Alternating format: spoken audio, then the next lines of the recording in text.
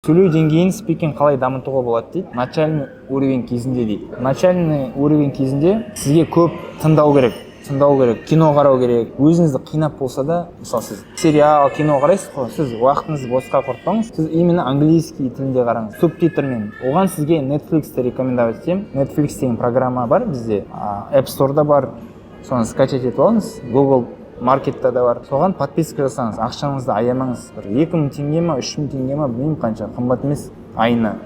Зато сізде мыңдаған кино болады, мыңдаған сериал болады қалтаңызда, телефоныңызда. И соны субтитрмен қарай аласыз, английский субтитрмен. Андай емес, русский субтитр қоймаңыз, именно английский субтитр қойыңыз. Сол кезде сіз ана тыңдайсыз да, и ана сөздің қалай жазылатынын көріп отырасыз. Сөйтіп сіз сөз жаттайсыз, құлағыңыз дамиды. Құлағыңыз дамығасын, тыңдау арқылы сіз сөйлеуді де дамытасыз. Сондықтан сөйлеу үшін обязательно барып сөйлесу керек пе, адамдармен тыңдау керек.